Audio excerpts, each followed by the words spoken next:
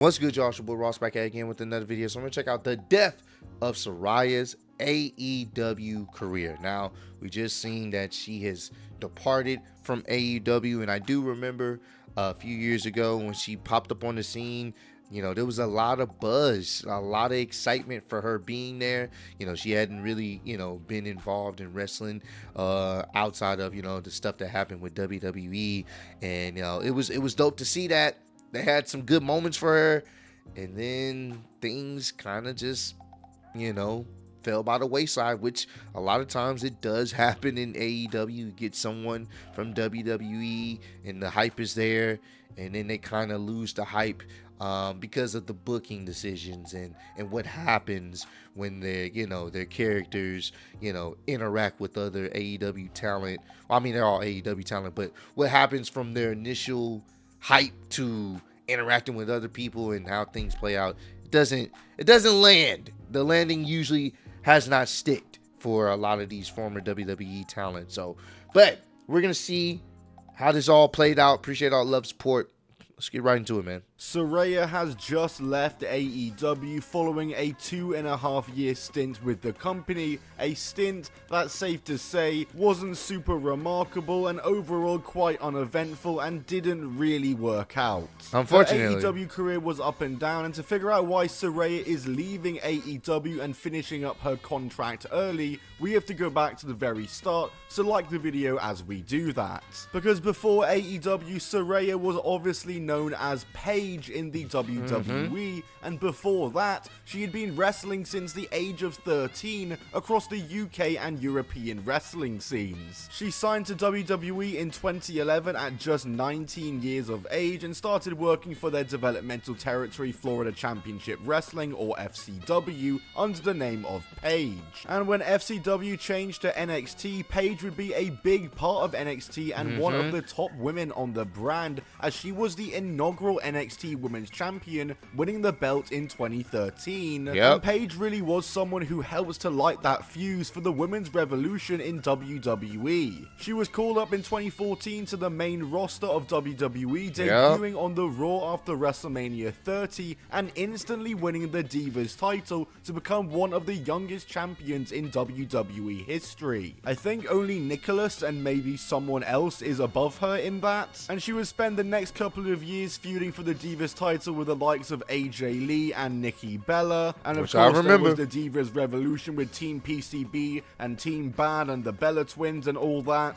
And during her time in WWE, Paige also had to deal with her fair share of injuries, as from mid-2016 to late 2017 she was away from WWE with a serious neck injury, and she of course returned, but only a couple of months later her neck was re-injured again, and this time it was far worse. So much so that WWE couldn't clear her for in-ring competition, and she was forced to retire from in-ring WWE action in 2016. It was a sad situation all round, as she clearly still wanted to wrestle, and Paige would stick around in WWE for a couple of years longer, doing all sorts of roles like being a manager for the Kabuki Warriors or the SmackDown GM or Tough Enough Judge, but once again it was clear that her heart was still in wrestling and being in the ring, and so she would depart WWE in 2022 following her contract expiring. And we all know what happened next, as shortly after this the woman formerly known as Paige, now known as Saraya, would make her AEW debut shockingly at Grand Slam in September of 2022, and announced that she would make her return to in-ring action and be a full-time wrestler once again, and she would jump straight into the AEW women's division. And it was a mostly positive reaction to her return, but that sentiment would definitely soon change. Going into 2023, Saraya would turn heel alongside new ally Toni Storm, and at Revolution 2023 she would challenge Jamie Hayter for the women's title in a match also involving Ruby Soho, and after Jamie Hayter got the win in this match and retained her belt, Ruby Soho would also turn heel and join Saraya and Toni Storm as the Outcasts were officially formed. squad. And overall, the Outcasts were a stable that didn't really go down well in AEW. They were homegrown talent versus former WWE talent storyline number 734 for AEW, and the Outcasts existed during a very tumultuous time for AEW and its booking. And cracks with the Outcasts would begin to show during the build-up to All In 2023, where Saraya was scheduled to challenge for the women's belt in a four-way match also with Britt Baker, champion Hikaru Shida, and teammate Toni Storm. And in this match, which if I remember wasn't really a very good one, Saraya would shockingly win the women's title in this match as she got the pinfall victory in a decision that everyone was definitely very confused about, but nonetheless, Saraya had her home country moment as she won the title in London, so it was pretty cool for that, I guess. But like I said, a very questionable booking decision from AEW, which is usually how things go down, go down the hill. It's the booking. You can have a great star, you can have someone that you are hyped about, but the booking matters. It does.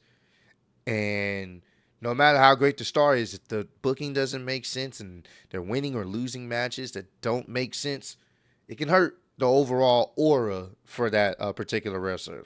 Especially because her title reign did absolutely nothing for her, or the belt, or the division, and she lost the belt after only a month and a half, losing it back to Hikaru Shida. And the Outcasts would go on for a little bit longer following this, but by then they had overstayed their welcome by so much. Toni Storm had long left the group as she became Timeless Toni Storm, and obviously had gone on to do far better things doing that. It worked. With Harley Cameron coming in to replace her as a new member of the Outcasts, and the Outcasts were largely relegated to Rampage, as the next few months leading up to the Outcasts' full official breakup would just see a romance angle and storyline going on with Ruby Soho and her real-life partner Angelo Parker, as the storyline essentially saw Saraya and Harley Cameron cock-blocking, which Ruby Soho was obviously not happy about, and she would exit away from the Outcast group and away from AEW TV as well due to pregnancy. Harley Cameron would continue alongside Saraya as they continued as a duo now, and Saraya, the last major thing she did in AEW was feud with Jamie Hayter upon Jamie Hayter's return to AEW, as Jamie defeated her in a Saraya Rules match at Grand Slam Collision in September 2024. A match that many thought was gonna be Saraya's last match for AEW, as rumors were circulating that Saraya's contract was coming up and there hadn't been a re-signing. But lo and behold, Saraya would indeed receive a contract extension in AEW, another decision that many people thought was quite questionable, as by this point the women's division had definitely surpassed the need for Saraya, and Saraya was not very well liked by the AEW fanbase, mainly due to her relationship at the time with Ronnie Radke. That's a whole different story though. I don't even know about once again, all of this. Signing with AEW was a very questionable decision from AEW for sure, especially because Saraya only had one match after this and was never seen on AEW since. That sounds about AEW. You have one match and then you just disappear into the void.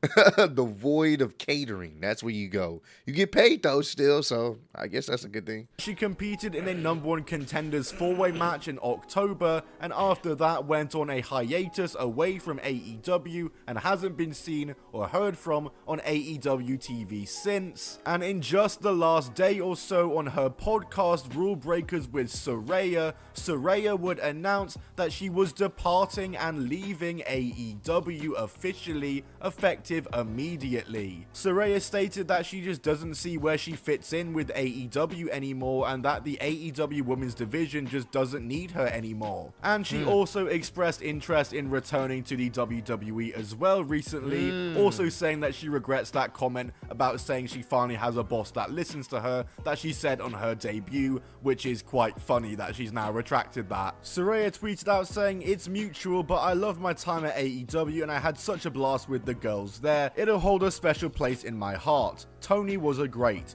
AEW was great. I feel so lucky to be a part of this family for a couple of years. Here's to 2025. What the F am I going to get myself into now? And yeah, that is it for Saraya in AEW. Here's the thing. Around the time, obviously, that was definitely a shot at Vince for sure. Definitely a shot at him. So I can understand why people would say that, or why she would say that, because, granted, Vince, wasn't always the bad guy, in certain situations. There's obviously been reports and stories of Vince doing nice things for some people. But at the same time, we still don't know, their relationship, but Vince was kind of,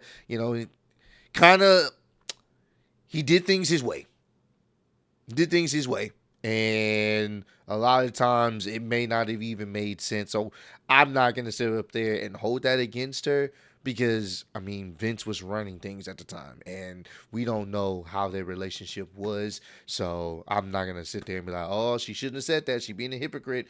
Because at the time, Vince was in control for the most part. So just like that, she pretty much signed a contract extension for no damn reason. Why did AEW even do that? It would have made a lot of sense for her to go out at Grand Slam. She debuted at Grand Slam just 2 years before. It would make sense for her to put over Jamie Hayter on the way out, but whatever. I actually do really admire Saraya for her reasoning for leaving AEW, being able to recognize that there just isn't a place for her in the division anymore, and just mutually parting ways. I think that's very respectable. There's definitely a lot of veterans in the wrestling business that could learn from that. I think Saraya's time in AEW really, though, was as good as it could be. Obviously, Saraya is held back in ring by her previous injuries. She can't work the same as she used to, and in the last year or so, the AEW women's division has really stepped up, and really it has surpassed the need for Saraya, and she's got absolutely lost in that. She really doesn't have a place in the women's division. Her run overall in AEW wasn't great, I don't think, booking wise with the Outcasts and whatnot, but in ring wise, I think, like I said, it's the best it really could have been.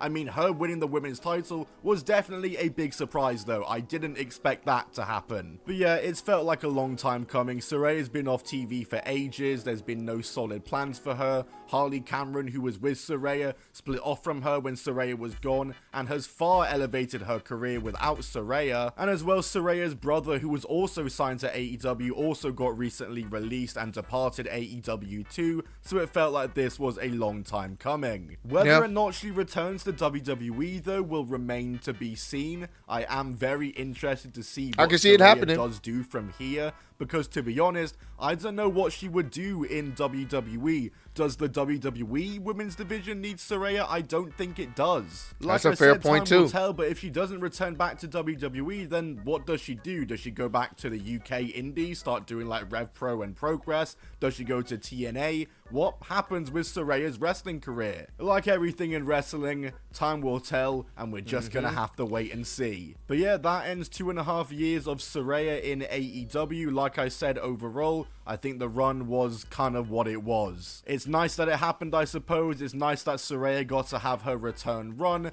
but overall, I don't think it did much for the division and did much for AEW, if I'm being totally brutally honest. But yeah, that's it from me on this video here, talking about the career of... that's a fair point. She got to go back to wrestling, something that she loved to do. Obviously, they weren't going to let her do that in WWE. She got to go back. Cool.